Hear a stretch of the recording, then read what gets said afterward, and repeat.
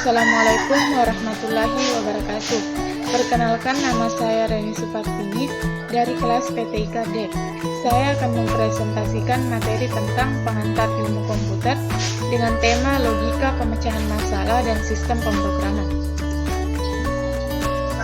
Pertama, pengertian algoritma dan pemrograman.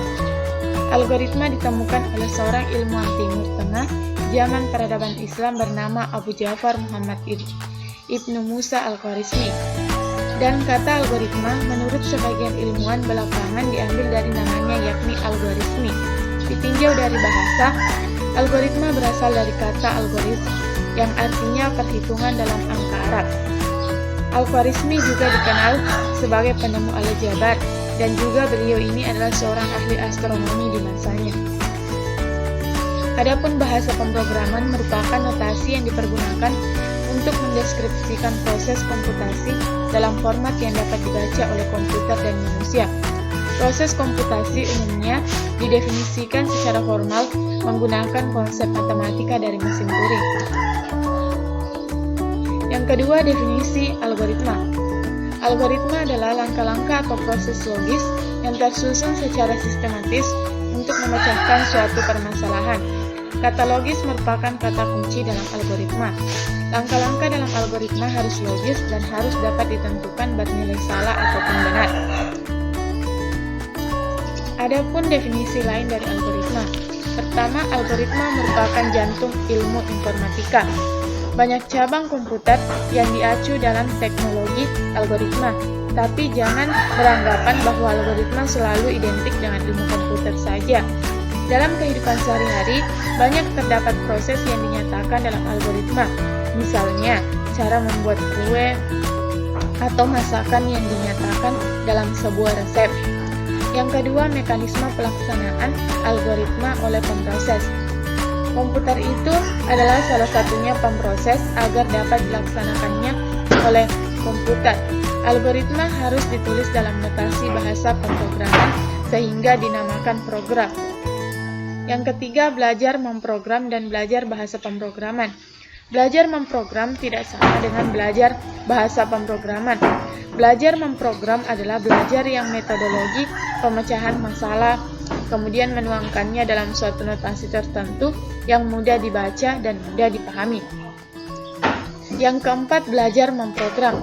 Belajar memprogram tidak sama dengan belajar bahasa pemrograman. Belajar memprogram berarti belajar tentang strategi pemecahan masalah, metodologi, dan sistematika pemecahan masalah, kemudian menuliskannya dalam notasi yang disepakati bersama. Belajar memprogram bersifat pemahaman persoalan, analisis, dan sintesis. Yang kelima, belajar bahasa pemrograman, yaitu belajar memakai suatu bahasa pemrograman, aturan sintak, tata cara untuk memanfaatkan instruksi yang spesifik, dan untuk setiap bahasa. Adapun yang keenam yaitu produk yang dihasilkan pemrogram. Produk yang dihasilkan pemrogram merupakan satu, program dengan rancangan yang baik, metodologis dan sistematis. Dua, dapat dieksekusi oleh mesin. Tiga, berfungsi dengan benar. Empat, sanggup melayani segala kemungkinan masukan. Dan lima, disertai dengan dokumentasi. Yang ketiga, algoritma. Adapun aksi. Setiap aksi memiliki kondisi awal dan kondisi akhir. Kondisi awal adalah kondisi yang harus dipenuhi sebelum aksi dilakukan, sedangkan kondisi akhir adalah kondisi yang harus dipenuhi setelah aksi dilakukan.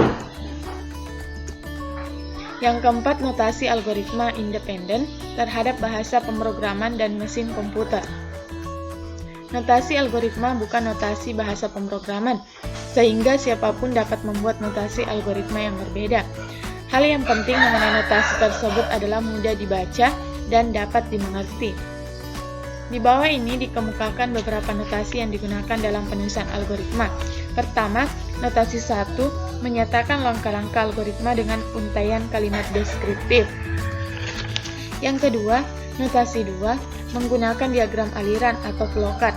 Diagram alir populer pada awal-awal era pemrograman dengan komputer, terutama dengan bahasa BASIC, Fortran, dan COBOL. Diagram alir masih digunakan orang. Diagram alir lebih menggambarkan aliran instruksi di dalam program secara visual ketimbang memperhatikan struktur program. Ketiga, notasi 3 menggunakan pseudokode. Artinya semu atau tidak sebenarnya adalah notasi yang menyerupai notasi bahasa pemrograman tingkat tinggi, khususnya bahasa Pascal dan C. Hasil pengamatan memperlihatkan bahwa bahasa pemrograman umumnya mempunyai notasi yang hampir mirip untuk beberapa instruksi, seperti notasi read, wait, will do, dan repeat until. Yang kelima, pemrograman prosedural. Pemrograman prosedural adalah dilakukan dengan memberikan serangkaian perintah yang berurutan. Paradigma ini didasari oleh konsep mesin von Neumann yang digunakan sekelompok tempat penyimpan memori. Contoh bahasa pemrograman yang menggunakan paradigma prosedural atau imperatif adalah bahasa-bahasa tingkat tinggi seperti COBOL, BASIC, Pascal yang mendukung kegiatan pemrograman prosedural. Karena itu mereka dinamakan juga bahasa prosedural.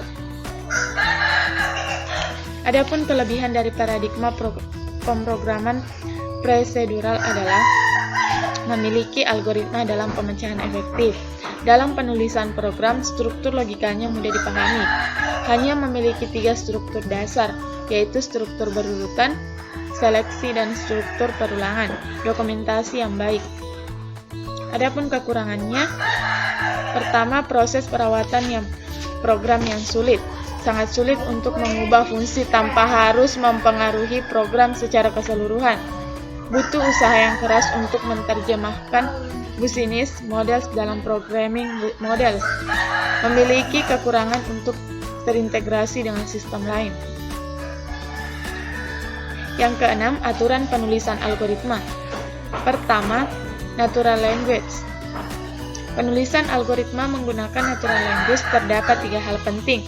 Di antaranya adalah header, deklarasi, dan badan algoritma. Header merupakan bagian awal algoritma dan sering dipakai tanda pengenal yang berisi judul algoritma. Dalam penulisan alur pada logika program biasanya diawali dengan keyword program. Yang kedua, deklarasi adalah bagian yang mendeklarasikan variabel dan konstanta yang akan digunakan dalam program. Ketiga, badan algoritma adalah bagian pada setiap proses perhitungan, penyeleksian, dan perulangan dilakukan. Kedua, flowchart. Gaya penulisan flowchart adalah model penulisan dengan menggunakan bentuk penyusunan bangun ruang. Flowchart disebut juga bagan alir. Flowchart merupakan bagian yang menunjukkan aliran atau runtutan data yang terjadi dalam program secara logika. Yang ketiga, notasi pseudokode. Pseudokode merupakan penyusunan dan penulisan logika dalam bentuk notasi kode yang mirip dengan bahasa pemrograman tertentu secara global. Sekian dari materi yang sempat saya sampaikan. Lebih dan kurangnya mohon dimaafkan. Wassalamualaikum warahmatullahi wabarakatuh.